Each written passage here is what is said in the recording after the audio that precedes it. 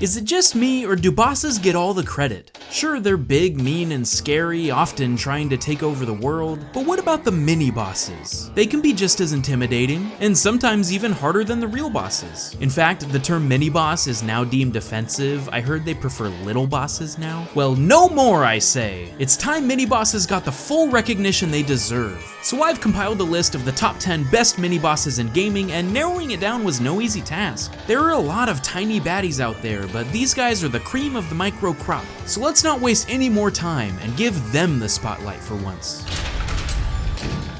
10. Super Mario has had a ton of mini-bosses over the years. Reznor, the group of rhinos that I can only assume escaped from the zoo, this hand boss that I'd completely forgotten about until right now, and of course, BIRDO. How could anyone forget about this weird-looking dino bird when they see it spitting up eggs for the first time? It's seared into your memory. Real talk, I wish I could make unlimited eggs like that. Free breakfast, my man. But why did they end up keeping her as a recurring character? Did Yoshi really need a love interest too? Oh, no. I've stumbled into the bad part of the internet. Send help, please. 9. Speaking of gross mini-bosses, I was originally going to include the Titanite demon from Dark Souls on this list. But upon closer inspection, just look at this thing. It doesn't even have a head. That somehow makes the way it slides around all creepily even more grotesque. So, you know what? Let's go with a more traditional monster, the HYDRA. Many players will just nope right out of there as soon as they see the water streams it shoots at them, but if you get close enough, you can start chopping its heads off one by one. There's another HYDRA you can find when you enter Ash Lake for the first... Oh, hang on. I like the one you fight in Ash Lake because... Oh, come on! Okay, this one's cool because it can fly over the land and shoot watery death at you. It rains from above. Dang, have you been working out, HYDRA? 8.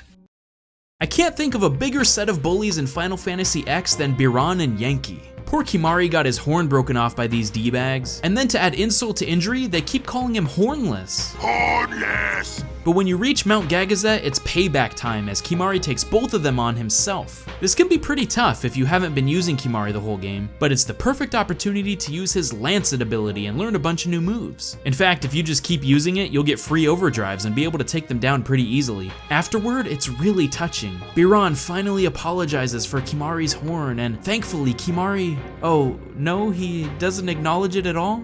Just gonna keep treating him like scum, huh? Who's the jerk now, Kimahri? Hornless! 7.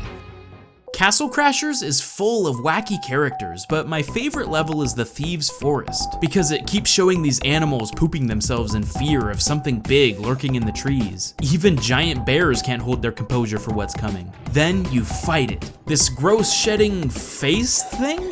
Oh no, that wasn't the real threat.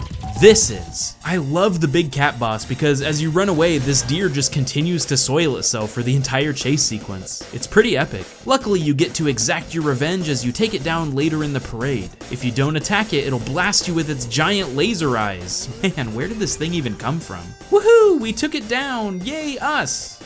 Ouch. 6. When you're playing Mega Man and you hear this, you know things are about to get real. Proto Man isn't super difficult, but more of an annoyance as you work your way through a level. He jumps around shooting at you non-stop until he decides he's had enough and pieces out. Oh, what, now you want to be the good guy and actually help me out? I don't think so, buddy. I mean, I guess you're supposed to be my brother. I don't see the resemblance. But let's do this. Throw down. Oh, wow. Even after he kills me, he just does not care. Now that is a true gangsta. 5. Most people would expect to see Dark Link on a list like this, but I got a Zelda mini-boss that's even better. That's right, this frog riding a turtle, boy! Alright, I'm gonna level with you for a second. I never really played Majora's Mask as a kid, but I started it recently, and this boss is freaking awesome. He just starts launching himself at me, and I had to figure out that I gotta hide in these plants, hit him from underneath, and then shoot the frog with my bow as he tries to escape. It was like an epiphany overload as I discovered the solution to this fight, and it was super satisfying to pull off. I can't help but feel like the turtle was dragged into this situation, though. I mean, what did he do to deserve this? Oh well, he's gotta go too. 4. So picture this. You're an adventurer trying to save the world, and you gotta look good, right? So you enter a hat shop looking for some new duds, but then everybody leaves and the owner locks the door behind you.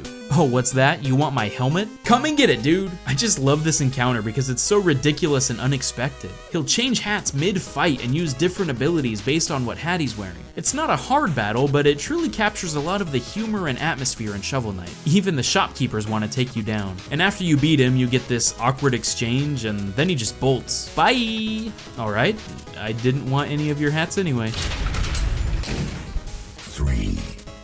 BioShock drops you in a desolate underwater city that's gone completely mad. And nothing is more evident of that than the big daddies. The first time you see these things, you know you don't want to mess with them. Look how fast they can ruin someone's day. Oh man, I just got this dry cleaned. And then when you have to fight them yourself, it's just as bad as you would expect. Please, I just want to save the girls, I promise. Oh God, please stop. But what's even crazier is when you see them interacting with the little sisters they're protecting. They're so cute. What a good daddy. Hey, you're doing a great job. I just wanted to let you know. Oh no, please stop, stop. Ah! 2. There's a plethora of mini-bosses to choose from in Paper Mario. You got your classic Nerd Bully, Splinter and the Ninja Turtles, Red and Blue Goombas, who you may remember from their work in The Matrix, but none of them compare to this little guy. I kind of hate Junior Troopa, but love him at the same time. He's adorable and sort of a klutz, but also can be quite the hassle to fight. He starts out harmless enough, but by the end of the game, he's got a spike on his head, wings, and even a wizard staff to cast spells at you. He will stop at nothing to try and end your life, from crossing giant oceans to freezing his shell off in the icy tundra. But as annoying as he is sometimes, he'll always have a special place in my heart. And by heart, I mean the bottom of my shoe. 1. You can hear him coming. You never know when he'll pop around the corner. With him on the loose, every step could be your last. Oh man, nothing is worse than running into your rival in Pokemon Red and Blue. He's a condescending jerk, he's always one step ahead of you, and he seems to stop by right when it's least convenient. Come on man, I'm on a cruise ship to try and get away from you. And of course, worst of all, he becomes the world champion before you. But joke's on him, I gotta pick his name. Wait a minute, if he's the final boss, does he count as a mini-boss? Ah, crap. I mean, yes, in fact, it makes him the best mini-boss of all. Hopefully they won't notice. Moving on. Thanks for counting down the best mini-bosses with me. I'm sure you have your favorites, so please tell me who you'd put on your list and why you love them in the comments below. I'd love to hear it. Thanks for watching, and I'll see you guys next time. Hey guys, snomaN here, and did you know that there are a bunch of things I would like you to do? Like you could subscribe, share this video with a friend, follow me on Twitter, and oh, you could also support the channel through Patreon. There's a bunch of incentives over there to check out too. Also, one last thing, don't forget to tell yourself you're awesome. Cause you are, you know, that's most important. Thanks again for watching, and stay frosty, my friends.